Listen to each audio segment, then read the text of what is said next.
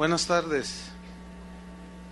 Le invito a que abra su Biblia en Santiago 4:13. Santiago 4:13.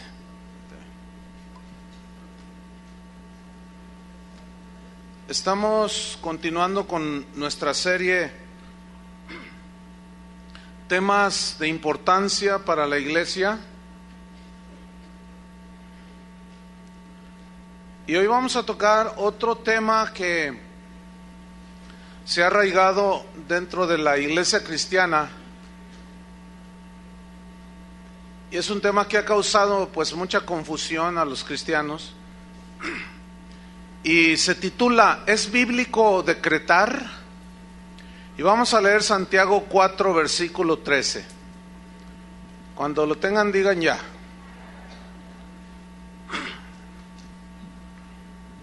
Santiago 4:13. Dice así: vamos ahora los que decís, hoy y mañana iremos a tal ciudad y estaremos allá un año y traficaremos y ganaremos, cuando no sabéis lo que será mañana. Porque, ¿qué es vuestra vida?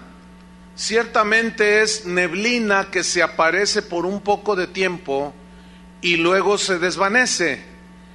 En lugar de lo cual deberíais decir, si el Señor quiere, viviremos y haremos esto o aquello. Pero ahora os jactáis en vuestras soberbias. Toda jactancia semejante es mala. Y el que sabe hacer lo bueno y no lo hace, le es pecado. ¿Qué significa decretar? Según la Real Academia Española lo define de esta manera. Es el dicho de una persona, la declaración de una persona que tiene autoridad y que tiene facultades para resolver, para decidir lo que se debe de hacer. Por ejemplo, un juez. Un juez, en base a las evidencias que tiene, él hace una orden, un decreto, y dice, esta persona debe estar 15 años en la cárcel. El juez tiene la autoridad para dar esa orden. Eso es decretar. Se habla también de un decreto de un presidente. Nuestro presidente puede hacer decretos presidenciales por medio de los cuales él dice, de aquí en adelante ya no va a aumentar la gasolina, decreto presidencial. ¿Cuántos dicen gloria a Dios? Pero también por un decreto presidencial, o sea, algo que él decide hacer porque tiene la autoridad, tiene la facultad para resolver situaciones y para decidir lo que se debe de hacer. También puede expropiar un predio, etcétera, etcétera, etcétera, por decreto presidencial. Ahora bien, ¿cuántos de ustedes han escuchado algo así como esto? Yo decreto que hoy todo me saldrá bien. Decreto que todo lo que haga prosperará. Decreto bendición de todo tipo sobre mi familia. Decreto bendición sobre mi hogar, sobre mi negocio. Y decreto que Satanás no me tentará. Declaro y decreto que ninguna enfermedad tocará mi vida ni la de mi familia. En el nombre de Jesús, amén. ¿Han oído algo así alguna ocasión? Esta oración es supuestamente una oración cristiana. Ahora vamos a ver un decreto de un esotérico que me encontré allí en internet. Oigamos su decreto de él. Este decreto que voy a leer, o esta declaración de decreto, fue dada el 16 de noviembre del 2007, es decir, poco más de 3 años. Y dice el decreto así: decreto que no haya miseria en el mundo. ¿Ya se fue la miseria? Bueno. Decreto que el hambre desaparezca. ¿Ya se fue el hambre en el mundo? Decreto que los mares no se contaminen. Había de ver chapal aquí. Decreto que los animales sean libres y que puedan correr sin miedo alguno. El que va a correr soy yo. Imagínate un tigre ahí corriendo en libertad. Pero este está bien romántico. Este decreto está romántico. Decreto que en el aire vuele el aroma del amor. A ver todos. Respiren el aroma del amor. Porque aquí un esotérico decretó. Decreto que la maldad ya no exista más y que se extinga. Decreto que todo lo malo cambie y que todo lo bueno abunde. Decreto que a todos les sean concedidos todos sus deseos. Decreto que a los que amo tengan todo lo que se propongan tener y hacer. Yo decreto mi libertad y mi prosperidad. ¿Cuál es la diferencia? Bueno, enseguida de este decreto de un esotérico, estaba un comentario de una persona. Se lo voy a leer el comentario que dejó allí escrito.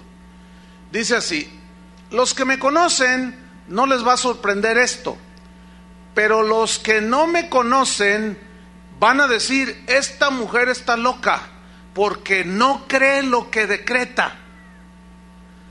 Dice, hoy siento que mi alma explota.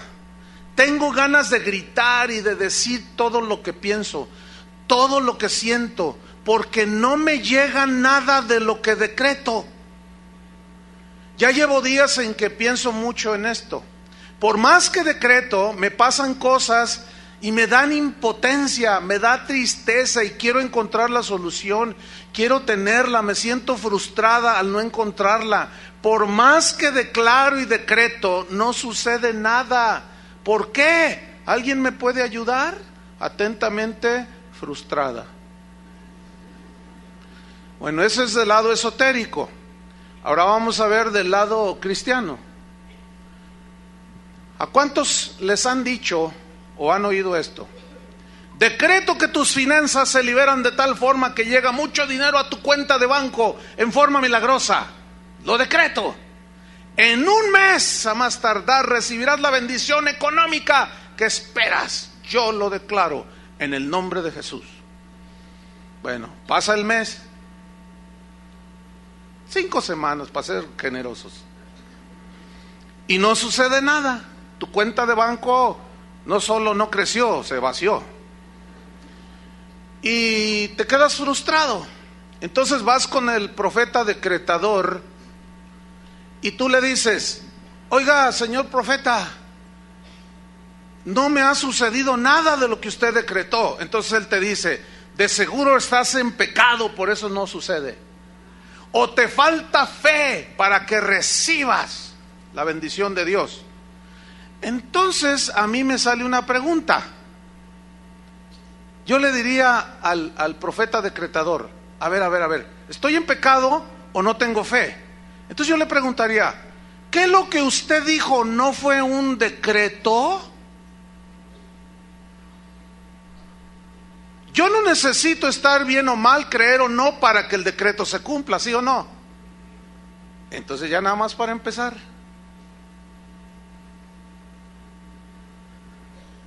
Bueno, contesta el profeta decretador, ¿verdad? A ver, contésteme, señor profeta. Bueno, te reprendo, Satanás, por cuestionarme.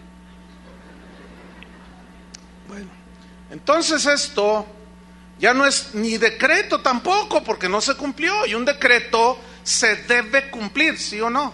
Según la definición. Entonces, si no es un decreto, entonces no es ni más ni menos que un conjuro chamánico. ¿Qué es un conjuro? La Real Academia Española define conjuro como una fórmula mágica que se dice, como una expresión que se recita o algo que se escribe con el fin de conseguir algo que se desea. Es una declaración mágica para que algo suceda. O sea, yo decreto, yo hago, yo digo, con la esperanza de que suceda.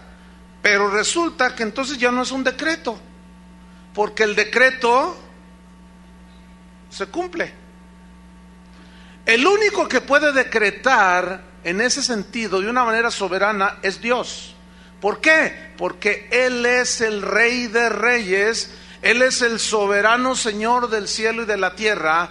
¿Qué significa que Dios es soberano? Significa que nadie le dice a Él lo que haga, que Él no le pide consejo a nadie, que nadie le da instrucciones. Significa que Él tiene todo el poder y la autoridad para hacer como bien le plazca.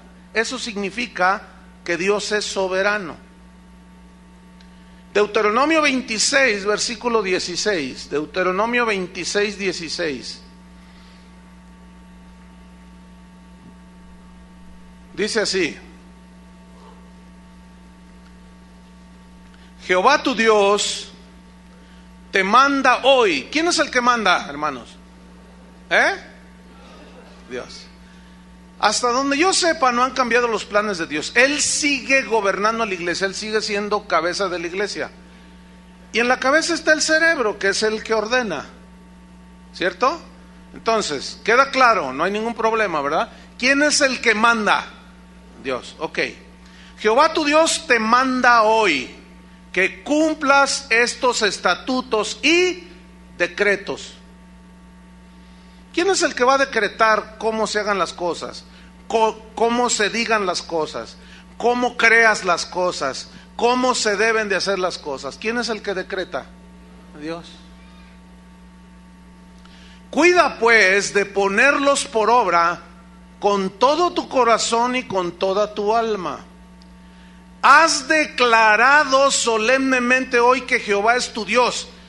El problema con el decreto y la declaración es que son diferentes.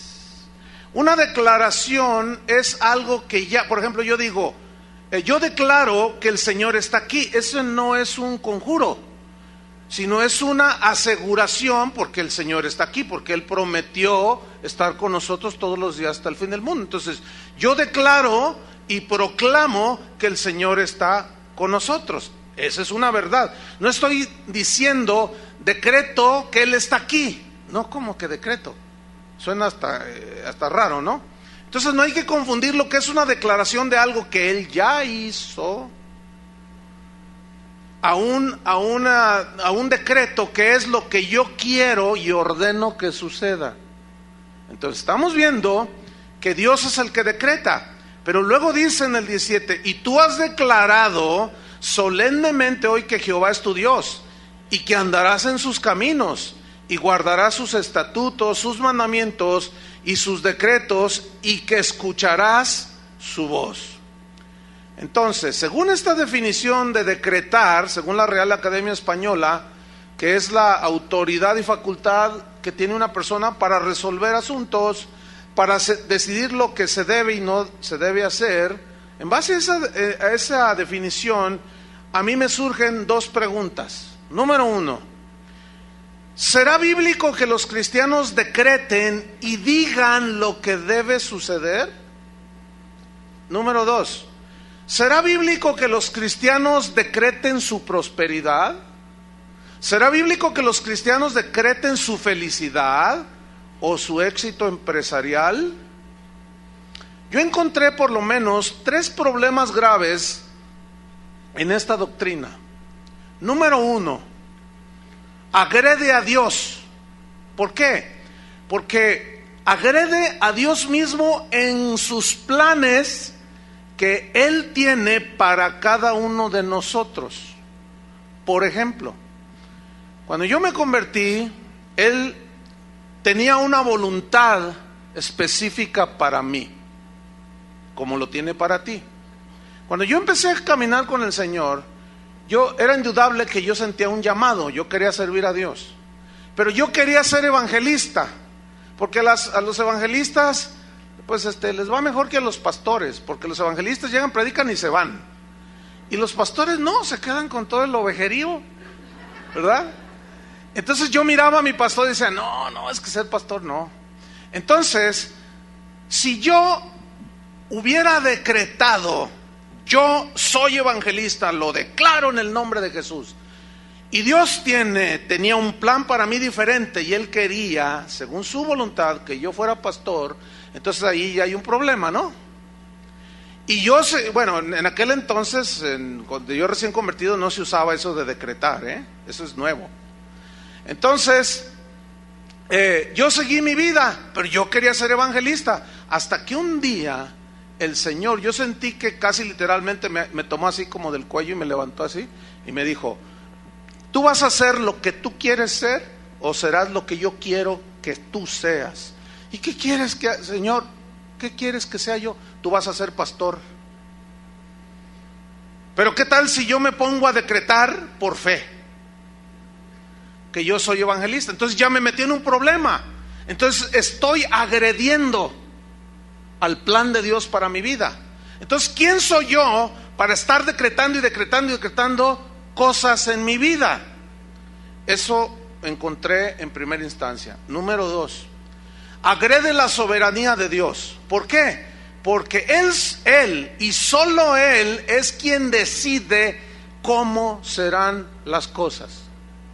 Por ejemplo, a Pablo lo libró de la muerte varias veces, pero a Esteban no. En la primera predicación que dio, lo mataron. ¿Por qué? Porque fue un acto soberano de Dios, ¿sí? De todos los apóstoles, Juan fue el único que murió de muerte natural. A los demás, a unos les cortaron la cabeza, los traspasaron con una espada, a otros lo lanzaron de una parte alta y se desparramó todo. O sea, y a Juan no, Juan murió de viejito. ¿Por qué? Porque Dios es soberano. Entonces, si yo me pongo, si por ejemplo, el apóstol Pedro, que fue crucificado de cabeza, Dios le reveló que lo iban a matar. También a Pablo. Pablo dijo: el Señor ya me reveló que el tiempo de mi partida está cercano. Y él supo que iba a ser sacrificado. Dice: porque estoy pronto para ser sacrificado. Entonces, si él hubiera creído en esto, ¿qué si él hubiera orado? Yo decreto que moriré en mi cama leyendo la Biblia. Yo lo decreto. ¿Ahí qué? Estaría él diciendo: yo no acepto tu soberana voluntad, Señor, porque no me agrada eso de que me vayan a cortar la cabeza. Así fue como murió Pablo, lo decapitaron. Entonces se agrede la soberanía de Dios. ¿Yo cómo sé cuál es el Dios cuál es la voluntad que Dios tiene para ti? Yo qué sé si la circunstancia que estás pasando, Dios está tratando contigo, está formando a Cristo en ti. Yo qué sé. Yo no puedo saberlo eso. Pero tú dices: ora por mí. Entonces yo digo: decreto que el diablo no te toca, decreto que ninguna enfermedad, decreto en el nombre de Jesús. Ya me estoy metiendo con la soberanía de Dios. Y la tercera cosa que yo encontré es que el que decreta se pone en lugar de Dios, porque Dios es el rey soberano y Él está en su trono. Entonces, si yo me pongo a decretar, porque decretar son declaraciones, no es ni siquiera oración. El que decreta entonces se pone en el lugar de Dios y le dice: Señor, hazte para allá, porque tú me diste autoridad a mí, ¿no? Y yo estoy aquí, entonces tú me delegaste esta autoridad y pues yo la voy a usar. Entonces yo voy a bendecir a todo mundo, yo le voy a decretar a todo mundo. ¿Cuántos tienen negocios? Y levantan la mano. ¿Cuántos tienen negocios? A ver. Entonces ya levantan las manos. Entonces, yo decreto que tu negocio en un año 5 sucursales. Yo decreto que tu negocio va, y yo decreto. Espérame. ¿Cómo sabes si en lugar de 5 van a ser 20 sucursales? Y yo ya le bajé la bendición. No podemos ponernos en el lugar de Dios. El único que tiene autoridad para decretar, para resolver de maneras diversas y para decidir lo que pasará en nuestras vidas es Dios. Ningún hijo de Dios debe ponerse en la silla del trono de Dios para decretar y decidir cómo deben de hacerse o no deben de hacerse las cosas. El argumento que usan los que practican esta doctrina está en Apocalipsis 1, 5 y 6. Abra su Biblia. Ellos dicen: decretamos porque el Señor nos hizo reyes y sacerdotes, dicen. Entonces ellos utilizan esta lógica. Dicen: ¿qué hace un rey? Pues reina, ¿no? Entonces nosotros, Él nos hizo reyes para que reináramos. ¿Y qué hace un rey? Un rey emite, ¿qué? Decretos. Pero esa lógica no tiene sustento en la Biblia. Vamos a escudriñar aquí. Apocalipsis 1:5, ¿ya lo tiene?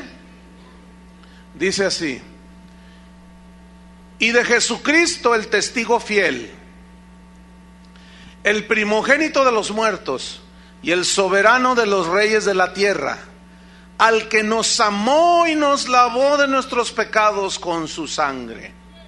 Versículo 6: y nos hizo reyes y sacerdotes para Dios su Padre. A Él sea la gloria e imperio por los siglos de los siglos. Amén. Ok.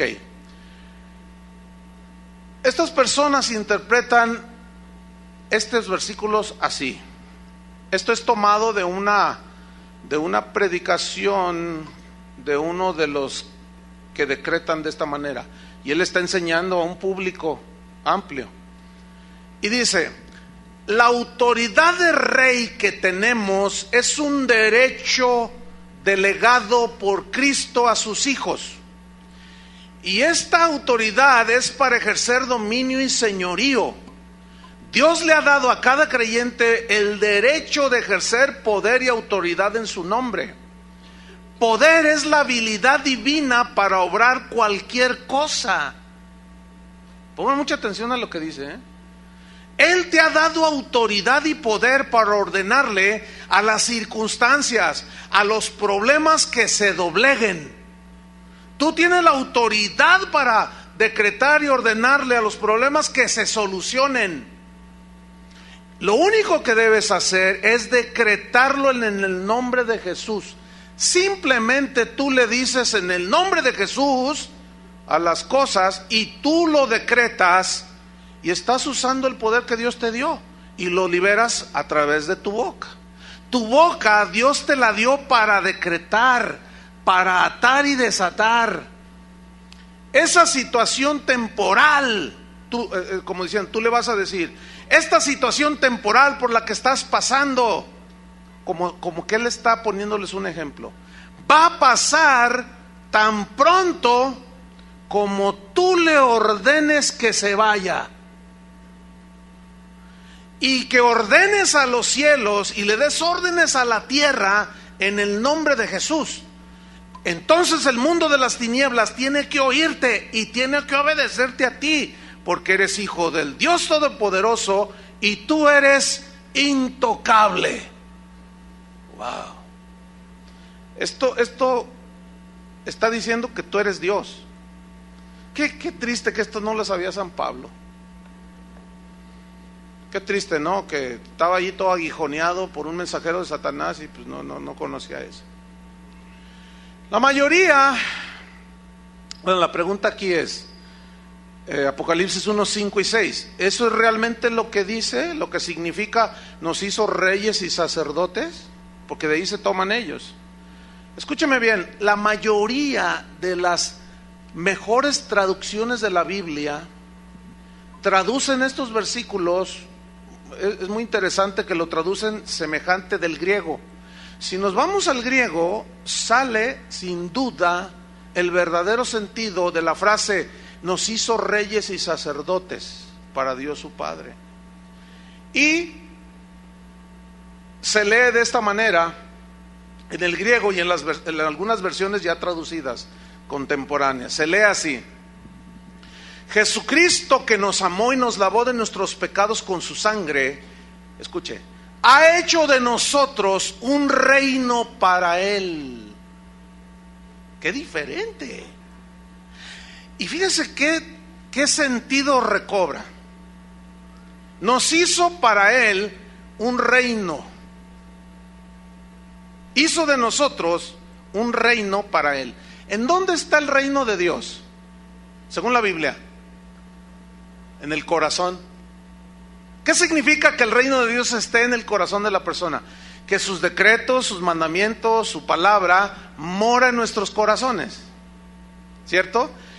Y donde hay un reino, hay un rey. No puede haber dos reyes. Y Cristo, el Rey de los verdaderos cristianos, es el que reina en ese reino que somos tú y yo. ¿Me expliqué? Entonces mira cómo recobra sentido. El que nos lavó de nuestros pecados con sus sangres ha hecho de nosotros un reino para Él. Él necesitaba que morar en nosotros para poder gobernarnos. ¿Entienden? Ha hecho para Él de nosotros un reino y nos hizo sacerdotes también para que sirvamos a Dios su Padre. A Él sea el poder y la gloria por siempre, así sea. Ok. Cristo gobierna, tiene su reino implantado en sus hijos, ¿sí o no? Porque un reino, pues es donde Él gobierna, es el área donde Él gobierna. Ok. Como Él es el Rey, Él es el que nos gobierna a nosotros. Entonces, ¿dónde está lo que nosotros somos reyes? No tiene sentido. No puede haber dos cabezas. Porque como dice la Biblia, serían un monstruo, ¿verdad que se dice? Solo hay una cabeza. ¿Y esa cabeza quién es? Cristo. Solo hay un rey. Cristo. Ok, somos reyes. Él es el Rey de Reyes. ¿Contento? Entonces, si Él es el Rey de Reyes, significa que Él sigue reinando sobre cualquier rey. Y si Él sigue gobernando sobre cualquier rey, ¿quién se debe someter a quién? Nosotros debemos de someternos al Rey soberano, al que dicta y decreta cómo se hagan las cosas. Porque es Él el que dice Él es el que dice cómo nos acercamos a Dios. Él es el que dice cómo nos debemos de arrepentir. Él es el que dice cómo debemos de tener nuestra familia. Él es el que ordena cómo se gobierna la iglesia. Él es el que decretó cómo se utiliza la fe. Él es el que enseñó. Él es el que decretó. Él es el Rey. Hasta allí me van siguiendo, ¿verdad? Ok. Con malas interpretaciones como esta de las Escrituras, muchos son arrastrados. En este caso, son arrastrados para usurpar el lugar que solo a Dios le pertenece, el trono. Hay una historia que sucedió allá en las Europas de la Edad Media, por allá, un rey, allí en uno de esos países, que tenía un hijo. Y todos los reyes acostumbraban a que a sus hijos les ponían los mejores maestros, el mejor matemático, el mejor literario, el mejor geógrafo, todo lo mejor, los mejores maestros. Y había unos que sabían mucho y eran los tutores de los hijos de los reyes. Y los educaban ellos en todos los conocimientos. Entonces se cuenta que había un rey que tenía un hijo, un príncipe. Entonces un día llegó el maestro, el tutor, para tener sus correspondientes clases y encontró al hijo del rey brincando en la mesa de estudio y brincaba y aventaba las cosas y las pateaba. Entonces aquel anciano sabio se le acercó y le dice: príncipe, debería de comportarse como corresponde al hijo de un rey. Y aquel príncipe, futuro rey, le dijo: a mí nadie me dice lo que tengo yo que hacer. Yo me comporto como me da mi gana. ¿No sabe quién soy? Soy el hijo del rey. Y aquel hombre sabio le contestó: precisamente porque eres el hijo del rey, no te puedes comportar como te da tu gana, sino como te debes comportar. Y cayó al mozalbete príncipe. Y nosotros decimos, somos hijos del rey. ¿Cuántos saben que somos hijos del rey? ¿No sabe quién soy? A mí nadie me va a decir, ni el rey te va a decir. A mí nadie me va a decir cómo yo haga las cosas. Yo aquí mando. A ver, espérame. Reyesillo de Tepito. O de Santa Tere, pues.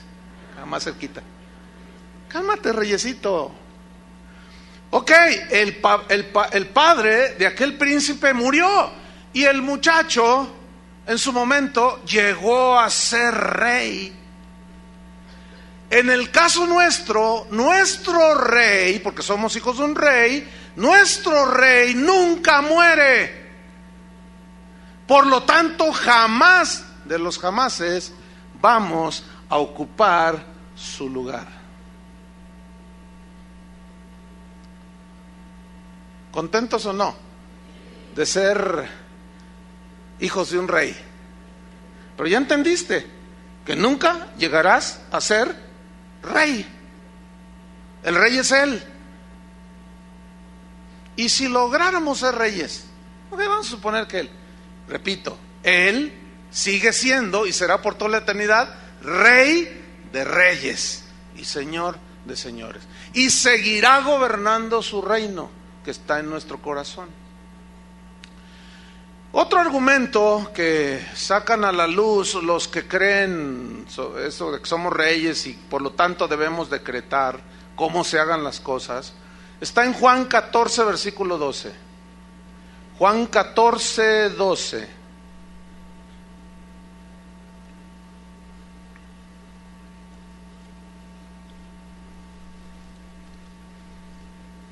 Algunos se confunden un poco y dicen, pastor, entonces, ¿cómo entender los pasajes cuando dice en Marcos, vayan y prediquen el evangelio, en mi nombre echarán fuera demonios, en mi nombre los enfermos sanarán, en mi nombre esto, en mi nombre esto? Bueno, esa autoridad sí se nos dejó. Oramos nosotros en su nombre por un enfermo, pero ¿quién es el que lo sana? Dios. Ahora, ¿cuántos saben que no todos los enfermos se sanan cuando oran por ellos? ¿Por qué? Porque sobre de eso está la soberana voluntad de Dios. Así es, la respuesta es sencilla. Juan 14, 12. ¿Ya lo tiene? Dice así, este es otro argumento que los decretadores sacan a la luz. Dice así, pongan mucha atención, dice, de cierto os digo, el que en mí cree. Entonces yo les pregunto a ustedes, ¿cuántos creen? Bien. El que en mí cree, las obras que yo hago, él las hará también. ¿Cuántos dicen amén? Pero luego dice, y aún mayores hará, porque yo voy al Padre. Uy, ¿cuántos han escuchado algo como esto? ¿Qué dijo Jesús ahí? Que todas las cosas que Él hizo, nosotros las vamos a hacer. Y no solo como Él, sino aún mayores. Y todos, ¡ah! ¿Ha oído eso? Ellos interpretan así: Cristo nos dejó la autoridad para hacer milagros y maravillas, aún mucho más grandes que los milagros que Él hizo y que las maravillas que Él hizo. Pero para fin de que sucedan, tenemos que decretarlo, dicen. Él lo dijo allí, ¿sí o no? La gente dice, amén. Ok, la respuesta viene a continuación. Vamos a suponer que la interpretación que le dan es correcta, que sí vamos a hacer mayores milagros, mayores señales, que esa es la interpretación típica.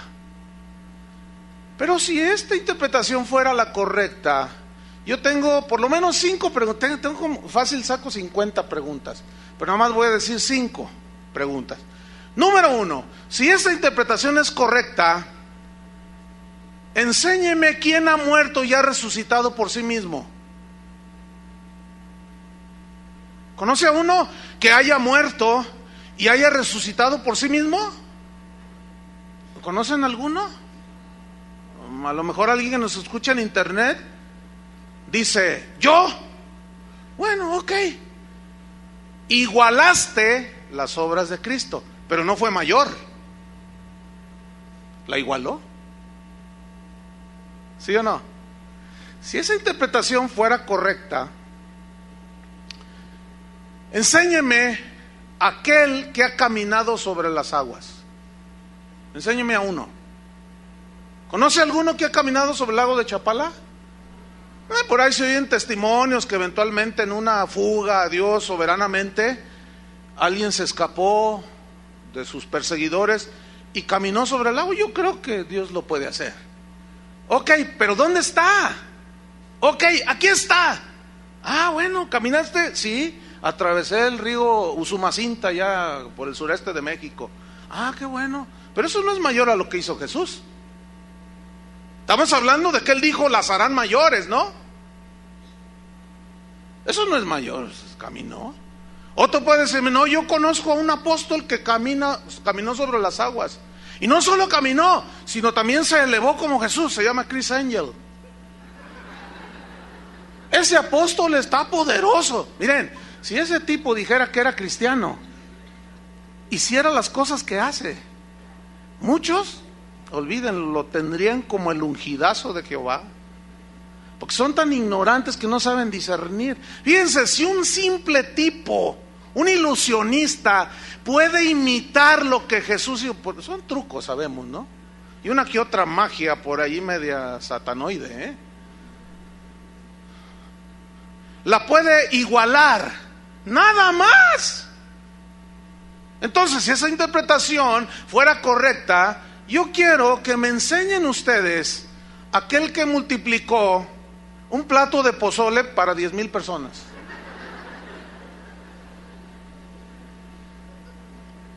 Que hayan ido, no sé, a lo mejor había una campaña a las afueras de Guadalajara y había allí 2,000 personas y alguien de buena, pues no había vendimia, no había cosas que vendieran, los oxxos quedaban muy lejos. Entonces la gente tenía hambre y alguien dijo, pues yo traje mi plato de pozole, señor apóstol, tráemelo para acá. Entonces que lo haya levantado y denles a todos. ¿Quieren con cebollita? ¿Quieren con picante? ¿Cómo quieren? Aquí ahorita. Y que hayan sobrado 10 hoyotas de pozole. A ver, enséñemelo. ¿Conoce a alguien así? A lo mejor anda uno por ahí. Ok, pero igualó, nada más. ¿Sí o no? Una quinta pregunta. Enséñame al apóstol que haya pasado una pared con la puerta cerrada, como lo hizo Cristo después de haber resucitado. Enséñenme a uno. ¿Hay alguno? ¿Conoce alguno? Métanse a internet y pregunten. Quizás por allí anda. Y si logran encontrarlo, no es más de lo que Jesús hizo. Pregunta, entonces ¿a qué se refirió Cristo? Cuando dijo, mayores cosas harán, es obvio que a milagros y señales y maravillas no se refirió. Porque si no, entonces ¿dónde están? Todos esos que predican de que nosotros haremos mayores cosas que Cristo, ellos no hacen, ni siquiera lo igualan. No pueden ni creer para que se les multiplique el pan en su casa y van al monte de Piedad a empeñar el reloj en el nombre de Jesús. O sea, no solo ni las igualamos siquiera, mucho menos las hacemos mayores. Entonces, ¿a qué se refiere Jesús? ¿Qué quiso decir aquí? La clave está en el pasaje, la clave está en la frase, porque yo voy al Padre. Esa es la clave para interpretar el versículo. O sea, las obras que ustedes hagan, las van a hacer igual que yo, pero aún las harán mayores, dijo. ¿Qué dice el versículo 12? Porque yo voy al Padre. ¿Qué significa? Escúcheme bien. La única manera en que los verdaderos creyentes harían las obras mayores que Cristo fue cuando Jesús les dijo: pero no los dejaré huérfanos, les enviaré el Espíritu Santo. Y ellos lo recibieron en Pentecostés. Ese Espíritu Santo vino sobre los creyentes, y entonces fue cuando los apóstoles hicieron obras mayores que Jesús.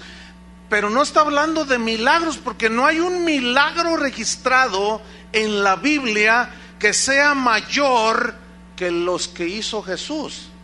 Entonces, ¿a qué se refiere? ¿Sabe a qué se refiere, hermano?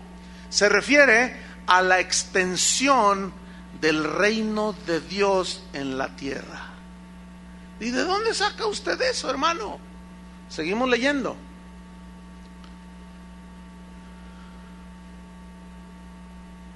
El versículo 13.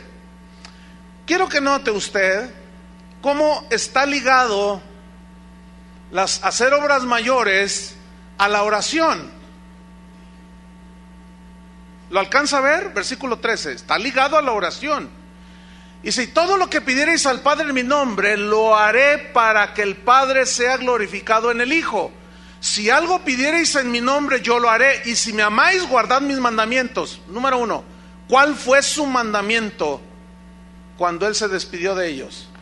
Id y predicad el Evangelio.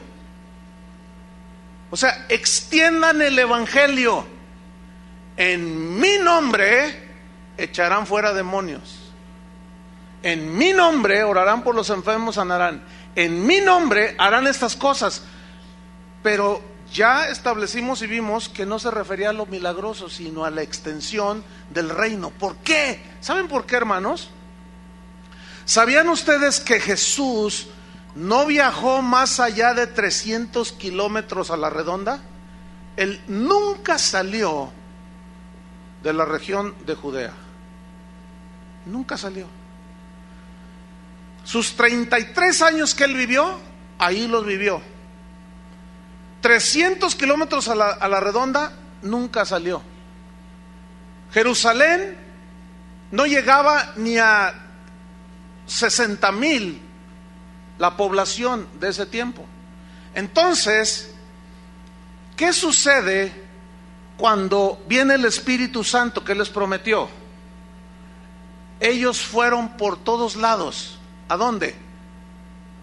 Alrededor del mundo, ¿cierto? Cumpliendo el mandato de Jesús. Vayan y prediquen. Ok. ¿Sabe que el apóstol Pablo viajó, hizo 3 viajes misioneros y superó a Jesús el número de gente a la que le predicó? Superó a Jesús con mucho los países y las naciones que Él tocó con sus pies y predicó. A eso se refería. Pedro mismo, cuando recibieron el Espíritu Santo, predicó, y en un solo sermón, ¿cuántos se convirtieron? 3,000. Estableció el reino de Dios en 3,000 nuevos creyentes. ¿Sí o no? A Jesús nunca se le convirtieron 3,000 en un mensaje. Al contrario, al final de su vida se quedó con 11. ¿Sí o no? A eso se refería. Le voy a decir algo, hermano. En los años 90 yo hice un viaje. En esos años yo viajé muchísimo por todo el mundo. Hice un viaje en una ocasión, en los años 90, al Sudamérica. En un mes, hermano, yo le prediqué a más de 1,000,000 de personas. En un mes. Eran estadios de 70,000, 80,000 personas, 50,000. Hubo explanadas que la gente ni supo cuánta gente iba. El sistema de audio que usaban, como esas bocinas que están ahí arriba, equivalían por lado, llenaban hasta arriba todo lo que es esta plataforma, por lado.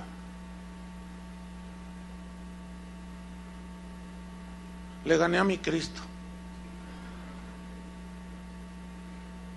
A eso se refería, hermanos. ¿Saben que este mensaje sale a todo el mundo en tiempo real? En este preciso momento del registro que tenemos, hay no sé ahorita cuántos países serán que nos escuchan ya de continuamente, pero 150 países, más de 5,000 ciudades principales de esos países en este momento están escuchando esto. ¿Sabe a cuántos miles de personas equivale eso? Imagínense nada más. Cuando yo termino de predicar, en una hora, la gente descarga hasta 8,000 veces, 8,000 descargas en una hora este mensaje, en una hora. Yo me asusto. Cristo nunca tuvo un auditorio así. No sé si me estoy explicando. O sea, lo que estoy diciendo obviamente está lejos de jactancia y esas cosas, ¿no? Usted entiende. Pero ya ve que hay gente que saca del contexto los audios y luego te hacen que hagan lo que quieran.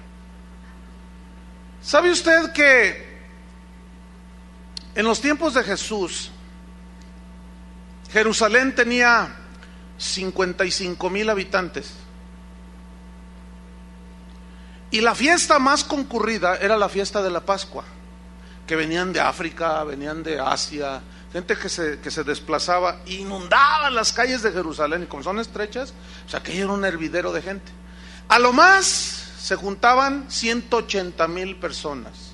Bueno, 180,000 personas nunca fue un auditorio al cual Jesús le hablara.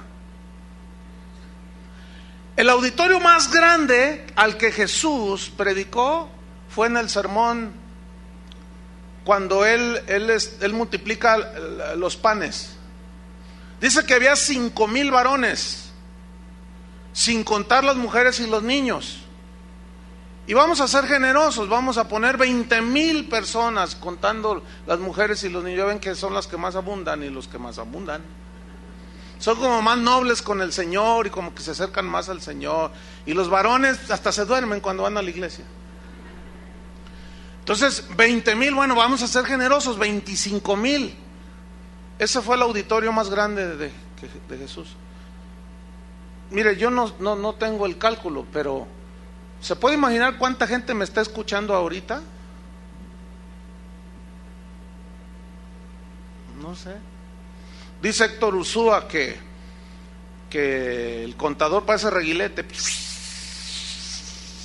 que no se para. Cuando la gente ingresa a la página, porque hay un contador que registra cuántas visitas son. Cuando el desafío del ministerio dice, ¿sabes qué? Hubo récord de audiencia, fueron quién sabe cuántos puntos y quién sabe cuánta cosa, que solo los entendidos en eso saben entender. Pero a eso se refirió Jesús, hermanos, no a hacer milagros más grandes que los de él, porque ¿dónde están? ¿Dónde están? Entonces es obvio que no se refería a eso, sino a la extensión del reino. Entonces estamos llegando a una conclusión. ¿Son bíblicos los decretos que hacen los cristianos? A mí me interesa no que funcione, sino qué dice la Biblia. ¿Sí o no? Entonces cuando yo voy a la Biblia, porque esto es para los que creen en la Biblia, no todos los que se dicen cristianos creen en la Biblia, Hay unos, como por ejemplo los católicos, dicen creemos en la Biblia, pero en las tradiciones también, en la tradición de la iglesia. Otros dicen, bueno, creo en la Biblia, pero en la revelación de mi apóstol. Creo en la Biblia, pero en las revelaciones proféticas que me da Pancho Pantera, el profeta Pancho Pantera. No. Las escrituras son la fuente para el cristiano, son la única fuente de revelación para el cristiano. Entonces las escrituras son las que nos van a decir a nosotros qué creer y qué no creer, no lo que se me antoja a mí. porque son los decretos de Dios. Pablo decía, deben de acostumbrarse a no pensar más allá de lo que está escrito, les dijo a los corintios. Entonces a mí me interesa qué dice la Biblia. Ahora, ¿cómo enseñó Jesús a orar? Porque él enseñó a sus discípulos. Vamos a Mateo, vamos rápido. Mateo capítulo 6, versículo 6. Aquí está el sermón del monte, curiosamente, que empieza desde el capítulo 5 hasta el 7. Y está enseñando a una multitud que estaba allí en el monte, a las faldas del monte. Y él se sentó y comenzó a enseñar a sus discípulos. Y aquí en Mateo 6, versículo 6, él está enseñando sobre la oración. Pregunta, ¿por qué no les enseñó sobre decretar? ¿Por qué él no les iba a enseñar algo que le compete a él solamente? Así de fácil. Mateo 6:6. ¿Listos? Dice así, él está enseñando. Mas tú cuando decretes, ¿así dice?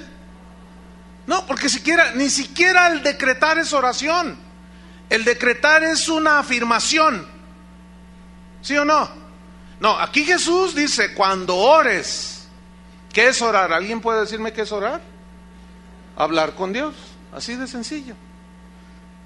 Señor, estoy triste.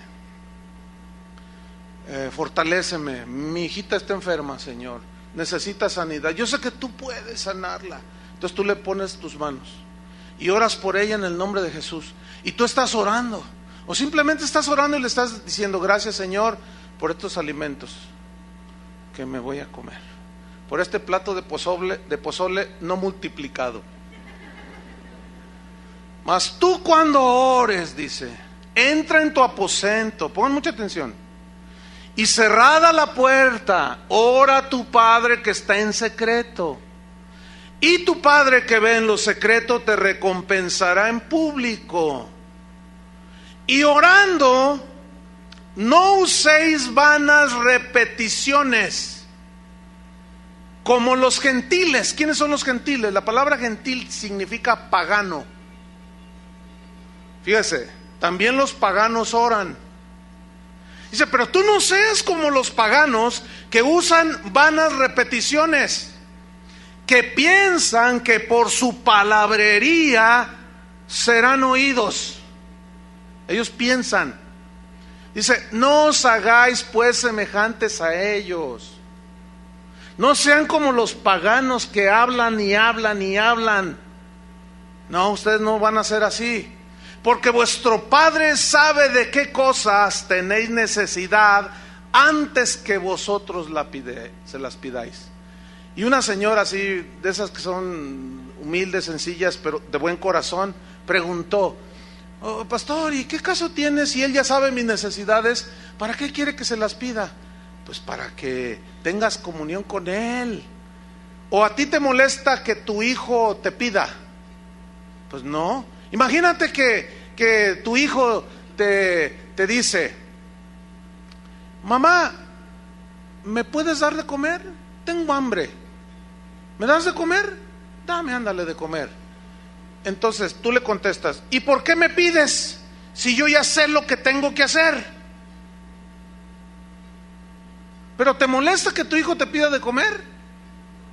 Pues tampoco a Dios y tú ya sabes que tienes que darle de comer. Pues tampoco a Dios le desagrada. Porque tú como padre, pues te sientes bien, ¿verdad? Que llegue tu hijita y te diga, papi, ¿me puedes comprar zapatitos? Mira, ya sé de qué sabor son los chicles. Sí, hijita, ya sabía, pero apenas es la quincena.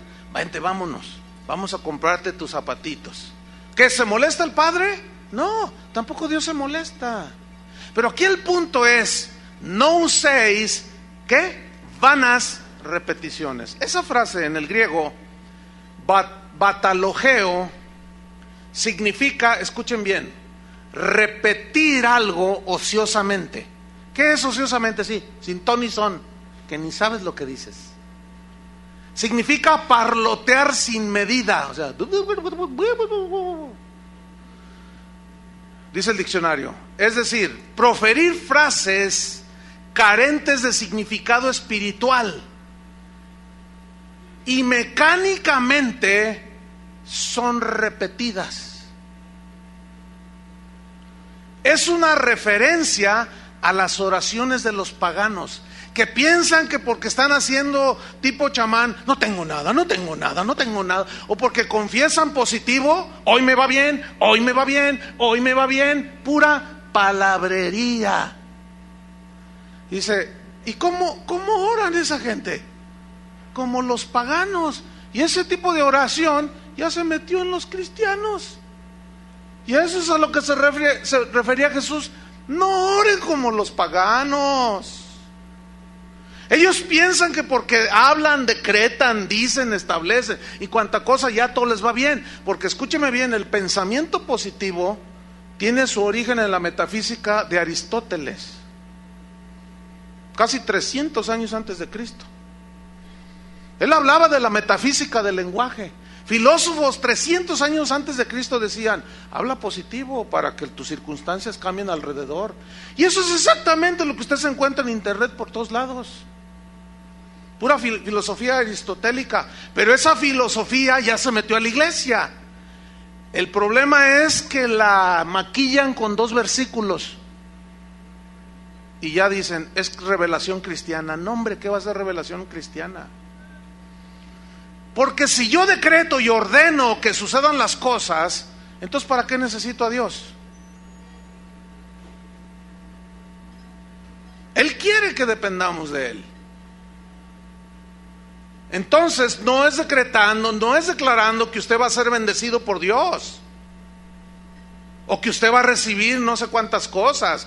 La palabra bendición es algo, hay algo que precede a la bendición. Por ejemplo, yo les pregunto a ustedes, ¿cuántos quieren la bendición de Dios? Pues todos levantan la mano.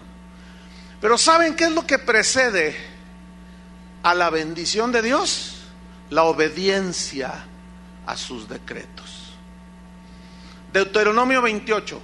Si oyereis y obedeciereis y hiciereis atentamente la voz de Jehová tu Dios, y si tú guardas estas cosas y las obedeces, yo también te digo que vendrán sobre ti todas estas bendiciones y te alcanzarán.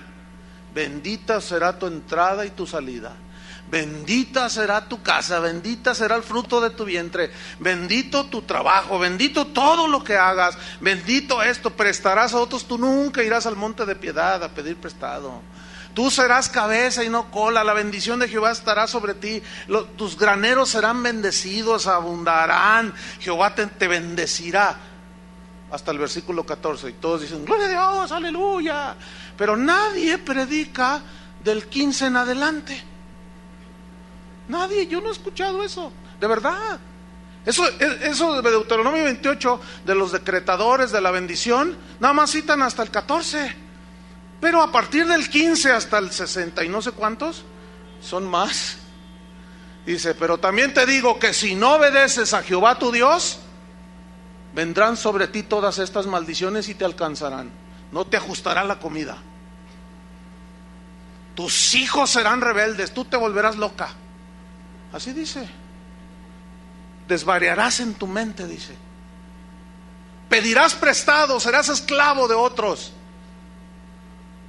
Entonces, ¿quieren la obediencia? ¿Quieren la bendición? Obedezcan la palabra de Dios. Todas las promesas de Dios están condicionadas a la obediencia. Todas. Absolutamente. Entonces, si yo decreto para ustedes prosperidad, escúcheme bien, anulando tu estado espiritual actual, si tú andas en adulterio, si tú eres un ladrón, si tú eres, iba a decir político, pero no es sinónimo así tan descarado, ¿no? Si tú eres qué sé yo, un defraudador, si tú eres un zeta que viene a la iglesia, si tú, o sea, eres lo que seas, ¿verdad? Y ya crees que lavas tus pecados porque vienes aquí, entonces te encuentras con el predicador y dice, Dios te ama como estás. Ay, si a veces no soy tan malo. Ayer descuarticé a uno, pero pues Ahí está hablando el hombre de Dios, está diciendo que como sea, Dios me ama. Entonces yo decreto que tu negocio prosperará. Yo secuestro 2 al mes. 10, Dios me va a bendecir.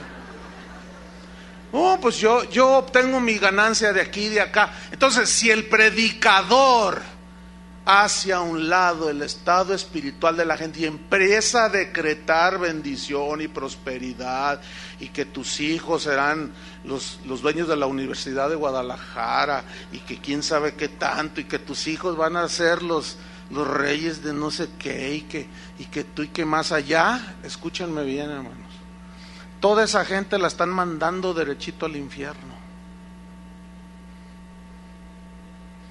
¿Cómo mis decretos? ¿Que acaso mis decretos anularán el estado espiritual de las personas? Imposible. Y esta gente habla, usted decrete, ¿qué quiere? ¿Qué quiere? Ordénele. ¿Cómo sabe usted si Dios está tratando con usted? Y lo tiene ahí todo quebrantado. Entonces te dice el decretador, no lo recibas, ordénale que se vaya. Y el Señor te tiene allí y estás ahí peleándote con Dios. Y yo te respeto, Señor, nomás te ve así, mira, con la pura uña nomás te ve así. Y por más que decretes, estimado hermanito, reyesito de la del Fresno, no por eso cambiarán los planes de Dios. ¿Conocen el Salmo 1? Bienaventurado el varón que no anduvo en consejo de malos. ¿Oyeron, varones? No, pues piden oración para que Dios los prospere y se juntan con lo peor de Guadalajara. Hacen lo que hacen ellos. ¿Cómo quieren bendición? Bienaventurado el varón que no anduvo en consejo de malos, ni en silla de escarnecedores se ha sentado, sino que en la ley de Jehová medita de día y de noche. Sí, cómo no. ¿Meditan de día y de noche? Se la pasan viendo la televisión y así quieren la bendición. ¿Por qué tengo malos pensamientos, pastor? Libérame. ¿De qué te libero? Es que tengo muchos pensamientos. Hago una oración de liberación. No, espérame. No. Lo que tienes que hacer es meditar en la palabra de Dios. Llena tu corazón, tu mente de los pensamientos de Dios y verás cómo se van los otros. Pero todo quieren mágico. ¿Entienden? Quieren decretar que es algo mágico. Quieren oraciones mágicas. No, hermanos. El hombre, pues, que camina, como dice el Salmo 1, será como un árbol plantado junto a corrientes de agua, que da ¿qué? Fruto en su tiempo, y su hoja no cae, y todo lo que hace prosperará. Fíjense todo lo que dice antes de la prosperidad. No son los decretos, hermanos, no, es la obediencia. ¿Acuerdan de Abraham? ¿Han oído de Abraham, no? Dice, no lo busquen, en Hebreos 11:8 dice, por la fe Abraham, siendo llamado, obedeció, ahí está la clave, obedeció para salir al lugar que había de recibir como herencia. Muchos quieren la herencia y no obedecen, aunque decretes, mi estimado. Abraham, para fin de recibir la herencia, ¿qué es una herencia? Es riqueza, ¿no? ¿Alguno de ustedes ha recibido una herencia algún día? ¿Cuántos han recibido herencias? Algunos han recibido una herencia. Pues, ¿qué se siente? Bueno, a mí me dejó también algo mi papá, ¿verdad? Pero hay algunos que les dejan bastante, ¿no? Imagínate, ¿no? Pues esto te dejó tu papá, entonces tú ves ahí y dices, ay, pues gracias, papi, ¿verdad? Pues soy tu hijo, ¿verdad? Y quedaste bien bendecido materialmente. Una herencia, ok. Pero en el caso con Dios, sus promesas son nuestra herencia. Pero para fin de tener y que las promesas de Dios se cumplan en nosotros, ¿qué pide Dios? Obediencia, hermanos. Le dice a Abraham, salte de tu tierra y de tu parentela. ¿A dónde tú salte? ¿A dónde? Que te salgas. Dice que salió sin saber a dónde iba. Eso sí, es obediencia, hermanos. Yo me lo imagino así. Y Sara más asustada. Sara, vámonos, agarra tu maleta lo que puedas. Y ahí venía la señora. ¿Y a dónde vamos a ir? ¿Cuál autobús tomamos? Pues no, mira, todavía no se inventan, Sara. Pero vamos a caminar, vamos a ver. No, Dios no me dijo a dónde. Dice que salió sin saber a dónde iba. Y en ese obedecer a Dios, el Señor lo guió y lo guió. Fíjate qué tremendo.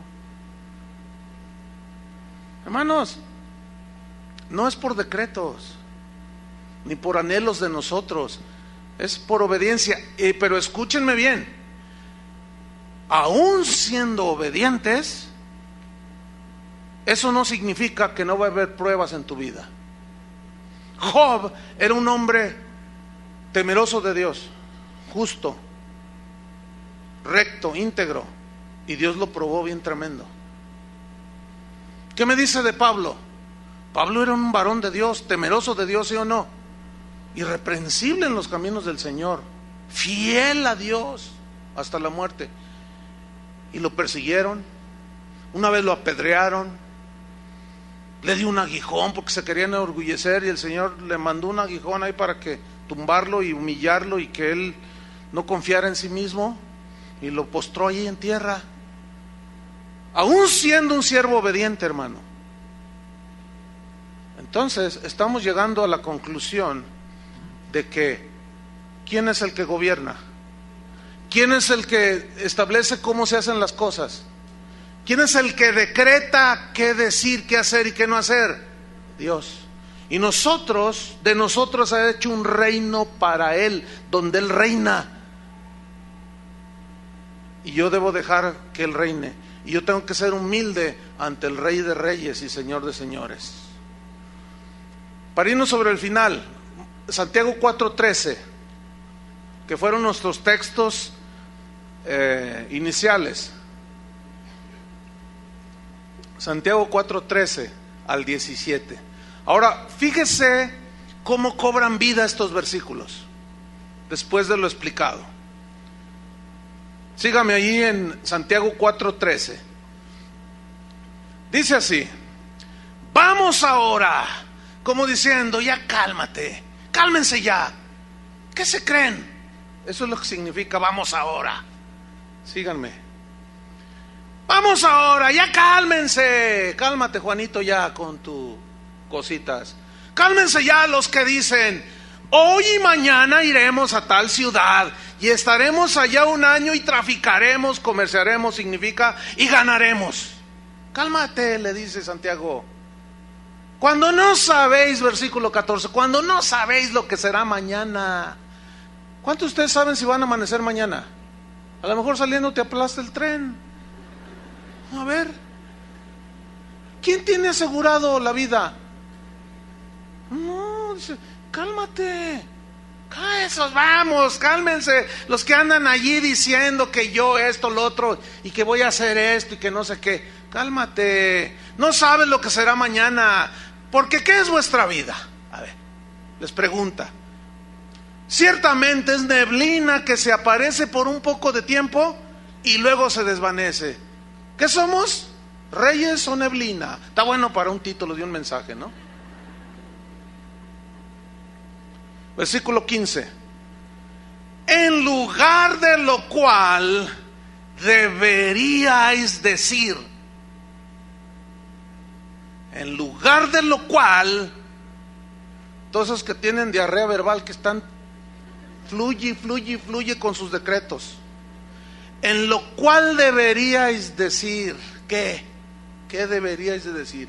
Si el Señor quiere, nota que Él no se opone a que hagamos cosas, Él no se opone, pero lo que se opone es que tú lo hagas a un lado, si es que dices que es tu rey.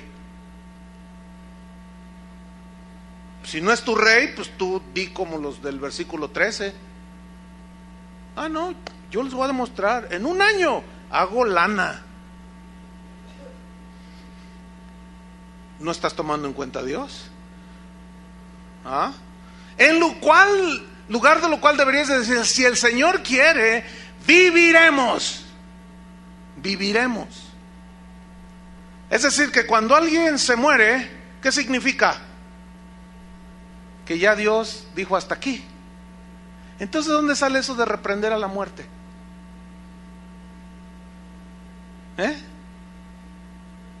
Porque he oído a los cristianos, ¿no? Y si están reprende y atando y no sé cuánto y decretando que la muerte se larga y se muere el enfermito ahí y están todos así derrotados, pero obviamente el decretador dice, no, lo que pasa, les faltó fe, el diablo se lo llevó, los deja peor a los deudos ahí. De lo cual deberíais decir, si el Señor quiere, viviremos y haremos esto o aquello. 16, pero ahora, dice Santiago, os jactáis en vuestras soberbias. ¿A qué soberbia se refiere? A que la gente de ese tiempo de Santiago decía, yo voy a hacer esto, voy a ganar, yo voy a hacer esto, voy a hacer lo otro. Cálmate, soberbio. ¿Y dónde está la voluntad de Dios para ti? ¿Y dónde está Dios allí en todo lo que tú quieres hacer? Bueno, es que Él nos dejó la autoridad para decretar. ¿Y quién te dijo eso? ¿Quién te enseñó eso? No seas soberbio. Dice el 16, pero ahora os jactáis en vuestras soberbias. Toda jactancia, escuchen, semejante es mala. ¿Qué significa jactancia semejante? Que hagas a un lado a Dios. Que me quiero casar, pregúntale si es el hombre. Pero no se le preguntes después de que te casaste, que eso es bien común. Ya se casaron, ya les pusieron sus golpizas. Pastor, ¿será el hombre de Dios para mi vida? ¿Qué quieren que les diga? ¿Que sí o que no? Ante las evidencias. Pero no tomamos en cuenta a Dios. ¿Quieres hacer un negocio y ni te acuerdas de Dios? ¿Quieres hacer cualquier cosa? Ni te acuerdas de Dios. Eso es jactancia, eso es soberbia, eso es hacer un lado a Dios. En lo cual deberíais decir, si Dios quiere. ¿Saben que un hermano hace 1 año y medio me dijo, pastor, fíjate que Dios nos bendijo, bueno, recibimos una herencia y bueno, a mí Dios me ha bendecido, queremos hacerte a ti y a tu esposo un regalo de aniversario de bodas. Ah, hermano, ¿de veras? Sí. Queremos regalarte un viaje a Europa. Órale. Todo pagado, todo. 3 semanas y media, casi un mes. Pero vamos a hacer un viaje, dice, porque yo te voy a acompañar, me gustaría acompañarte. Vamos a ir a todos esos países donde Pablo predicó.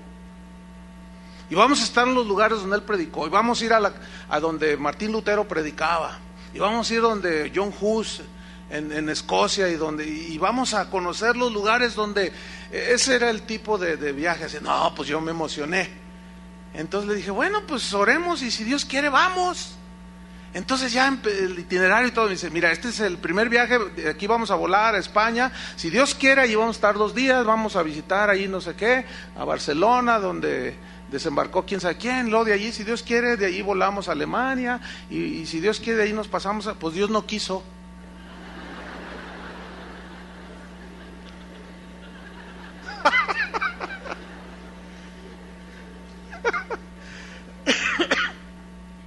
Dios no quiso. A 1 semana de irnos, unos días, pum, que le da un infarto al hermano y casi se andaba muriendo. Y me dice, vete tú, Chuy, están todos los boletos. Le dije, no, ¿cómo crees? Si te mueres tengo que regresarme. Le dije, no, además no haría yo una cosa así. O sea, se me haría de muy mal gusto. Imagínate, te mueres y pues cómo. No, llego tarde a tu velorio. Y todo risa y risa, ¿no? Pero Dios no quiso. Ahora, usted debería de preguntarme a mí, ¿y cuál fue tu reacción? Está buena esa pregunta, ¿no? Pues como si nada hubiera pasado. Simplemente Dios no quiso. Y yo no me frustré. Aquí está mi esposa. Padre, ¿por qué me haces esta? Ya van 4. Porque ya van 4, 2, 3 veces ya con las maletas casi para irnos a Israel, y empiezan a tirar bombas 2, 3 días antes y se vuelve a cancelar. Pero ya sé lo que están pensando algunos que me están oyendo, porque los de aquí ya no piensan así. No, usted oró mal. El diablo lo robó. Usted debió de haber decretado, porque eso era una bendición. Usted debería de haber atado al diablo. Usted hubiera reclamado, usted hubiera. Usted debería de haber hecho.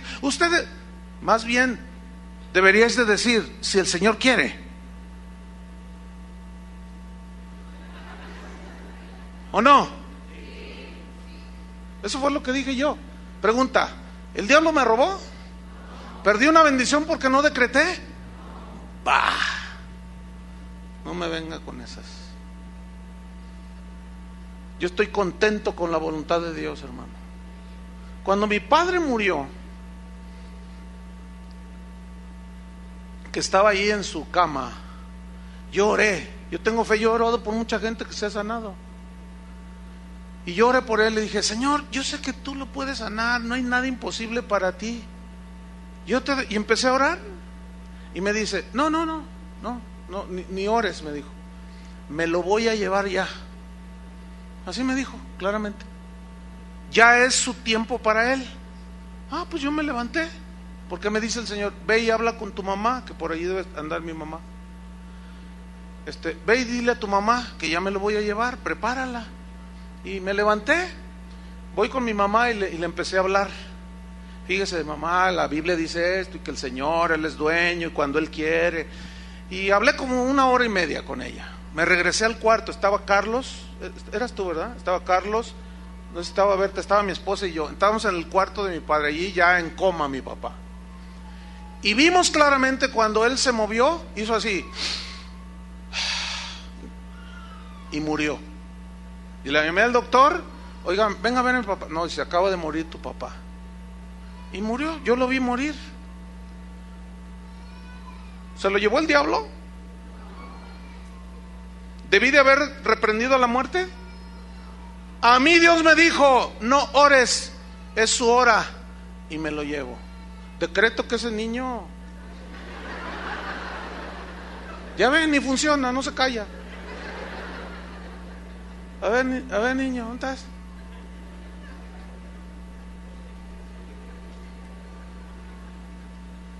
Yo estoy contento con la voluntad de Dios, hermanos, porque nada sucede si Dios no lo permite. Así yo sea el atador más grueso de Ciudad Juárez, ya ven lo que se dice en Ciudad Juárez. Así yo sea el reprendedor del hombre fuerte de quién sabe dónde. Ahí está la prueba, no funciona el decreto. Por más que se puso peor, mírenlo, iba.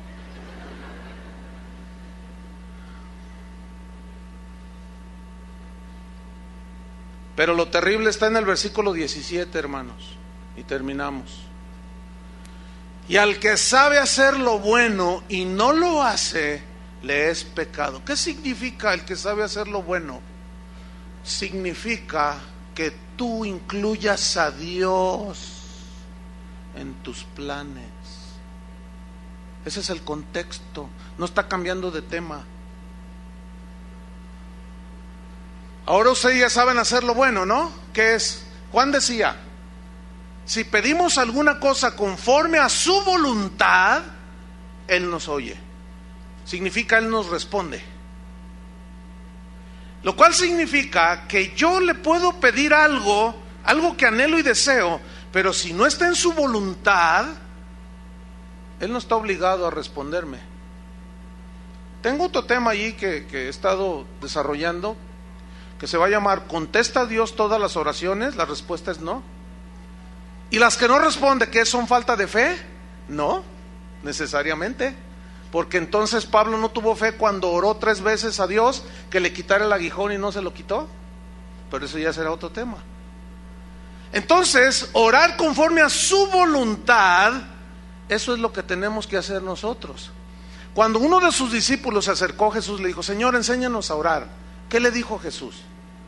Vosotros cuando oréis, oréis así, y decid: Padre nuestro que estás en los cielos, santificado sea tu nombre. Venga a nosotros, ¿qué? Tu reino. Haz de nosotros un reino donde tú seas el rey, y nosotros sacerdotes para servir al Padre. Fíjate, ¿ves cómo encaja la interpretación? Venga a nosotros tu reino, hágase tu voluntad, como se hace en el cielo, se haga aquí en la tierra. Pregunta: ¿quiénes son los que van a hacer la voluntad de Dios? ¿Los que no lo conocen o los que supuestamente lo conocemos? Nosotros, ¿sí o no? Nosotros somos los que vamos a hacer la voluntad de Dios, porque Él es el rey en nosotros, su reino está en nosotros. Entonces tú y yo somos los que vamos a hacer la voluntad de Él, no nuestra propia voluntad. Pero luego viene algo que no les gusta a los de la prosperidad.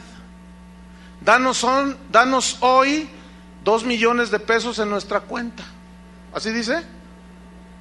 Danos hoy nuestro pan de cada día, o sea, cada día horas, esperando tu provisión de Dios. ¿Ha oído a los predicadores esos que dicen: no te conformes con ese carrillo, no te conformes con esa casilla allá en Santa Cecilia, no te conformes con esa ropilla que traes? Los hijos de Dios visten con las mejores marcas, los hijos de Dios traen los mejores carros, los hijos de Dios tienen las mejores casas. Cálmate, Nerón. ¿Dónde dice eso? Juan el Bautista apenas le alcanzaba para un par de chanclas y un vestido de camello. ¿Que no tenía fe? ¿Que no era hijo de Dios? Ningún profeta como Juan, dijo Jesús, ha habido. Y ese ni camello traía. No, que no nos venga con esas cosas. Y analice bien, hermano, lo que escucha. Y siempre váyase a la Biblia, siempre. Y perdona nuestros pecados, nuestras ofensas, así como nosotros perdonamos a los que nos ofenden. Y no nos dejes caer en la tentación, y líbranos del mal. ¿Quién va a librar? ¿Tus decretos? ¿O Dios es el que nos libra? Amén. Oremos. Te damos gracias, Señor, por tu palabra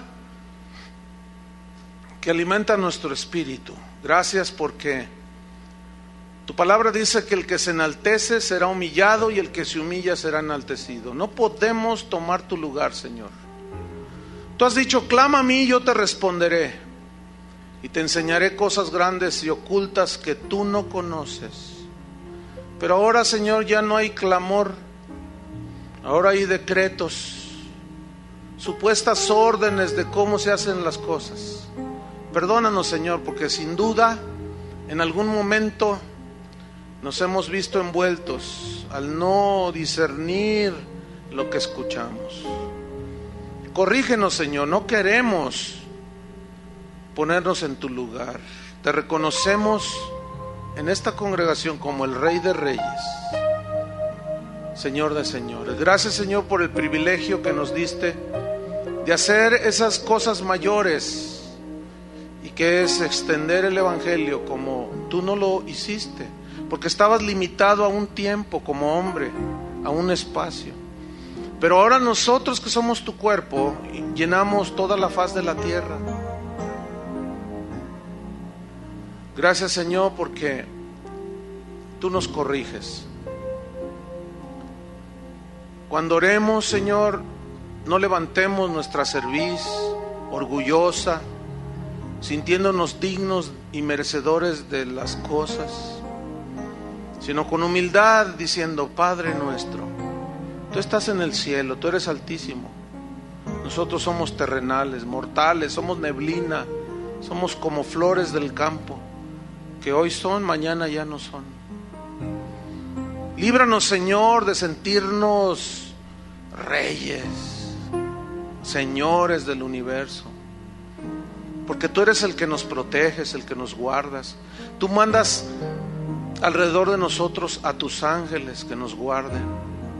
Tu Espíritu Santo nos guía a toda la verdad. Tu palabra es una lumbrera a nuestro camino. Límpianos, Señor, con tu sangre preciosa de todo pecado, error, falta, ofensa que te hayamos hecho al ponernos en tu lugar, Señor.